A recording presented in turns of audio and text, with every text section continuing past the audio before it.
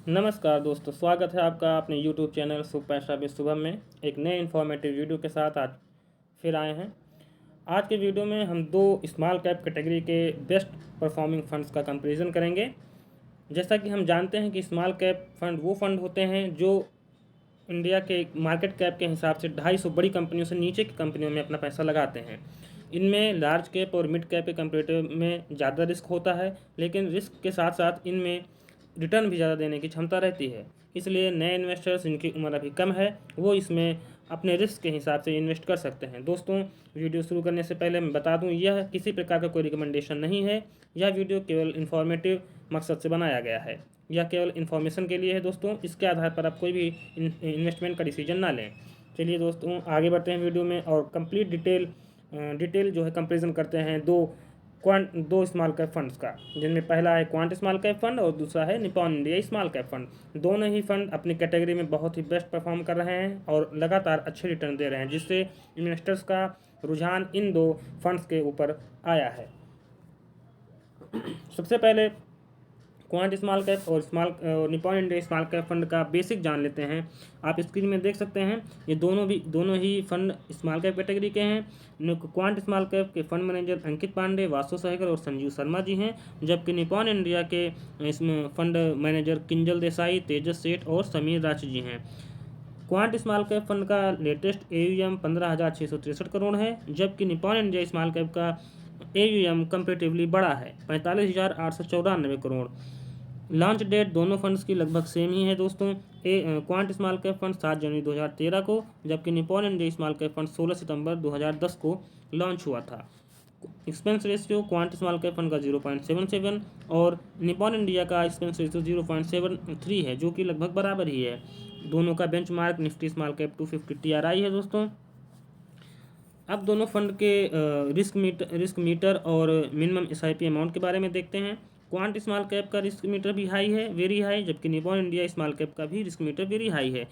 Quant small cap में आप minimum SIP 500 रुपये की, मिनिमम फर्स्ट टाइम परचेज आप 500 रुपये का और मिनिमम एडिशनल परचेज आप 500 रुपये का कर सकते हैं। जबकि निपॉन इंडिया में आप 100 रुपये की डेली SIP भी कर सकते हैं दोस्तों। इसमें आप मिनिमम इन्वेस्टमेंट 100 रुपये का कर सकते हैं, जबकि इस समय Nippon India small cap fund में लमसम अलाउड नहीं है। इसका AUM ज़्यादा हो जाने के कारण इसकी AMC ने इस समय इसमें लमसम बंद कर रखा है। Exit load quant small cap का 1% है अगर आप 1 साल के अंदर अपना पैसा रिडीम करते हैं, और निपॉन इंडिया के केस में यह 1% है अगर आप 1 महीने के अंदर अपना पैसा निकालते हैं। अब इसके रिस्क रेशियोज़ के बारे में देख लेते हैं दोनों फंड्स के। स्टैंडर्ड एविएशन और बीटा दोनों फंड का लगभग सेम है दोस्तों। शार्प रेशियो, रेनर रेशियो भी दोनों फंड्स का लगभग सेम है, जिससे ये कंपेरेटिवली अपने बेंचमार्क से अच्छा रिटर्न लगातार दे रहे हैं। आप एक बार इसके रिटर्न्स के बारे में देखते हैं।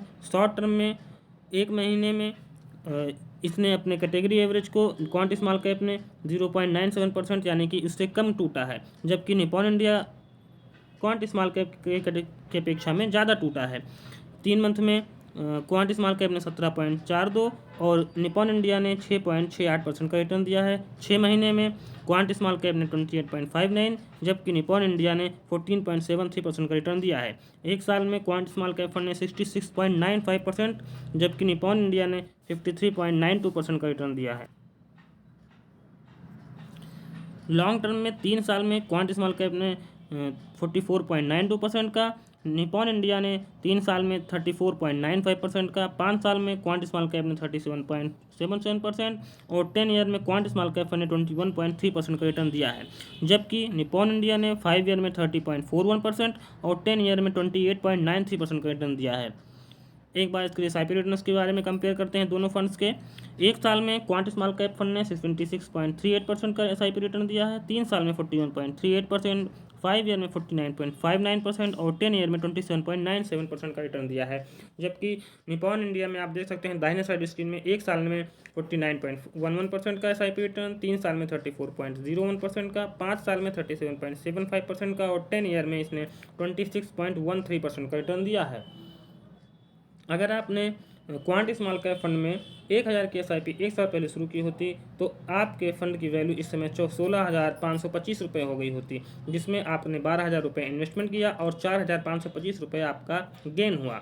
सेम 3 साल में अगर आपने 1,000 रुपये की SIP की होती तो आपके द्वारा इन्वेस्टमेंट अमाउंट 36,000 होता और आपके फंड की वैल्यू 64,178 रुपये होगी, जिसमें 36,000 आपने इन्वेस्ट किया और 28,178 रुपये आपको गेन मिला।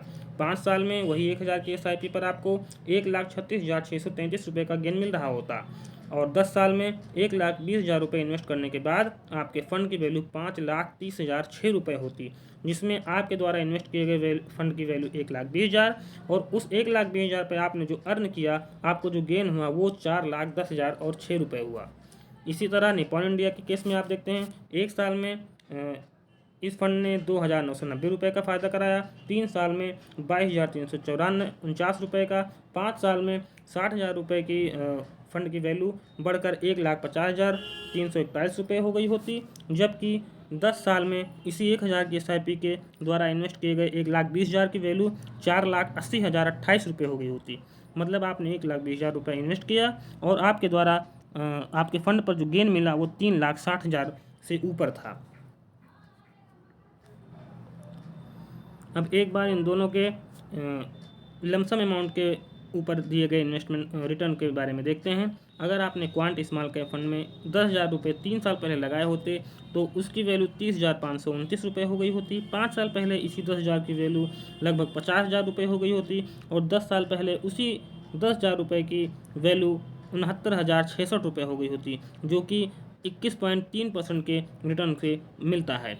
आप दाहिने साइड देख सकते हैं, निपॉन इंडिया के केस में यही 10,000 रुपये अगर आप इन्वेस्ट किए होते तो 3 साल पहले अगर आपने इन्वेस्टमेंट किया होता 10,000 रुपये का तो उसकी वैल्यू 34.95% से बढ़कर 24,636 रुपये हो गई होती। 5 साल पहले वही 10,000 रुपये आपके 37,789 रुपये बन गए होते और मात्र 10,000 रुपये अगर आपने 10 साल पहले इस फंड में लगा दिया होता तो उसकी वैल्यू 1,27,181 रुपये हो गई होती, जिस पर आपको 28.93% का रिटर्न मिल रहा होता।